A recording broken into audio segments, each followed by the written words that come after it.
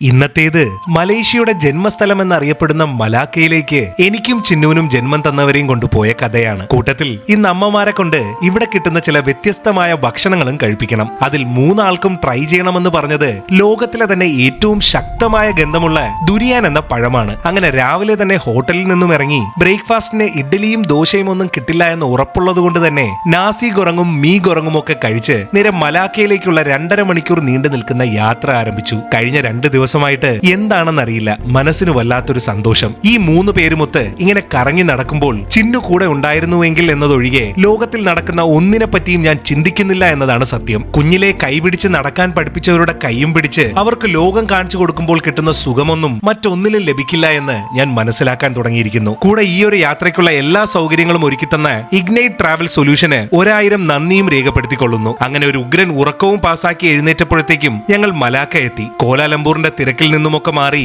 2 സംസ്ഥാനങ്ങൾക്ക് ഇപ്പുറമാണ് 2008 യുനെസ്കോ ലോക പൈതൃക പട്ടികയിൽ ഉൾപ്പെടുത്തിയ അതിമനോഹരമായ മലാക്ക സ്ഥിതി ചെയ്യുന്നത്. ചരിത്ര പ്രസിദ്ധി കൊണ്ടും വ്യത്യസ്തമായ ഭക്ഷണ ശൈലി കൊണ്ടും ഏറെ മനോഹരമാണ് ഇവിടം. മലേഷ്യയിലേക്ക് വരാൻ പ്ലാൻ ചെയ്യുന്നവരാണ് നിങ്ങളെങ്കിൽ മലാക്ക തീർച്ചയായും നിങ്ങളുടെ ലിസ്റ്റിൽ ഉൾപ്പെടുത്താൻ മറക്കരുത്. അങ്ങനെ ടൗണിലൂടെയൊക്കെ ഒന്ന് ചുറ്റിക്കറങ്ങിയിട്ട് ഞങ്ങൾ 4 ആളും കൂടെ മലാക്ക നദിയിലൂടെയുള്ള ബോട്ട് യാത്രയ്ക്ക് ഇറങ്ങി. ചുറ്റുമുള്ള അതീവ സുന്ദരമായ കാഴ്ചകളും കണ്ട് മലാക്ക നദിയിലൂടെയുള്ള ഈ ബോട്ട് യാത്ര തികച്ചും വ്യത്യസ്തമായ ഒരു അനുഭവം തന്നെയാണ്. ഇടയ്ക്ക് വെച്ച് നമ്മുടെ ബോട്ടൊന്ന് നിർത്തി ചില ഫൺ ആക്ടിവിറ്റീസിനായി ഇറങ്ങി. ഹെലികോപ്റ്റർ സ്റ്റിമുലേറ്ററും തലകീഴായുള്ള വീടുമൊക്കെ അമ്മമാർക്കും അച്ഛനും ഒരുപാട് ഇഷ്ടമായി എന്ന് തന്നെ പറയാം. അങ്ങനെ ബോട്ടിങ്ങും അവസാനിപ്പിച്ച് ഞങ്ങൾ നേരത്തെ പറഞ്ഞ ഭക്ഷണങ്ങൾ പരീക്ഷിക്കാനായി ഇറങ്ങി. ആദ്യം തന്നെ ഇവിടുത്തെ ഏറ്റവും ഫേമസ് ചൈനീസ് വിഭവമായ ചിക്കൻ റൈസ് കഴിക്കാനാണ് ഞങ്ങൾ പോയത്. ചൈനീസ് ആയതുകൊണ്ട് തന്നെ അമ്മമാർക്ക് ഇഷ്ടപ്പെടുമോ എന്നൊരു പേടിയുണ്ടായിരുന്നുവെങ്കിലും സംഗതി 2 ആൾക്കും നല്ലോണം ബോധിച്ചു. നല്ല ഉഗ്രൻ റോസ്റ്റഡ് ചിക്കനും കൂടെ ചിക്കന്റെ തന്നെ നല്ല ഫ്ലേവറുള്ള ചോറുരുളകളും ഇവരുടെ തന്നെ മാക്ടോക് ഗാർലിക് ചില്ലി സോസിൽ മുക്കി കഴിച്ചപ്പോൾ